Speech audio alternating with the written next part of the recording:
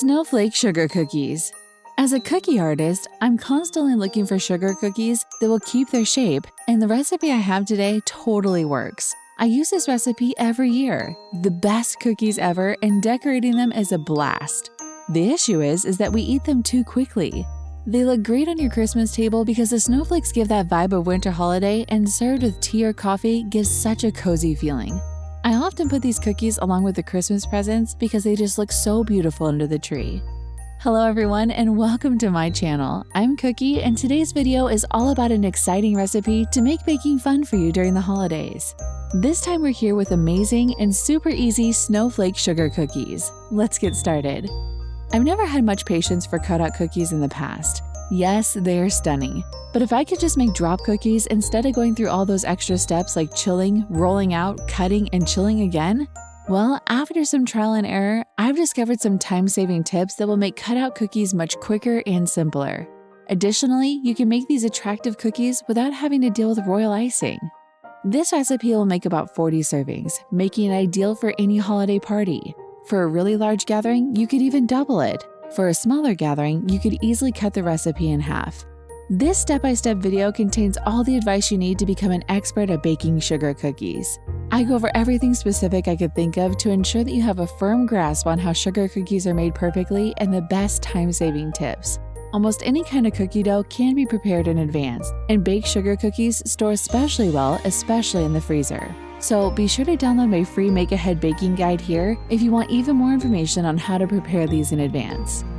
Ingredients. Now let's see what ingredients we'll be needing for these cookies. For the cookies you'll need 3 sticks, 339 grams of unsalted butter. Make sure it's soft and at room temperature.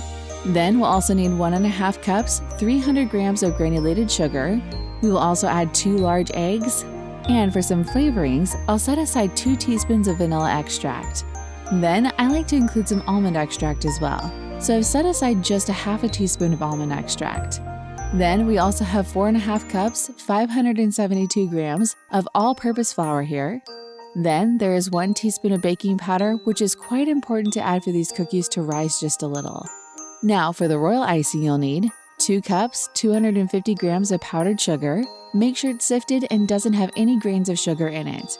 And we have 1 teaspoon of vanilla extract. And lastly, you'll need to add 4 tablespoons of water or milk. Method.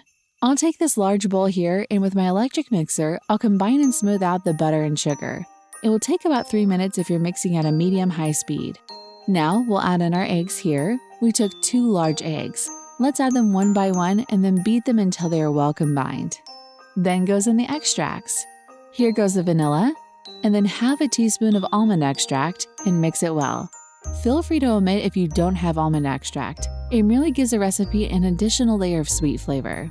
The ingredients seem to be well combined. I'll now slowly incorporate the flour and baking powder while beating at a low speed. Now you see the dough is ready. This looks great. Perfect. Let's create 2 equal portions of this cookie dough. Here, I'll roll out 1 portion of dough to a thickness of 1/4 inch between 2 parchment-lined baking sheets. And now, we'll take the second dough and repeat the process again. And we'll let them chill here for some time. It is recommended that you chill them for 1 day, but if you don't have much time, you can simply chill for at least 1 hour. And if you put it in the freezer, you can freeze it for 30 minutes. Let's get ready to bake. We'll set the oven to 350 degrees Fahrenheit and let it preheat. And here I took large baking sheets that should be lined with silicone baking mats or parchment paper.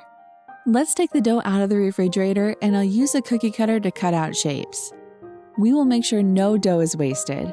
So I'll re-roll these scraps and repeat and cut the shapes again. Now these snowflakes are ready to be baked, so I'll transfer them to the prepared baking sheets. Also keep in mind that if the dough is warm, you need to freeze it again for 15 minutes or until it becomes firm once more. Get ready for baking time of 10 minutes. As soon as you see that the cookies are set and starting to brown, remove them from the oven. Don't overbake them because otherwise they'll just get really hard and difficult to take a bite from.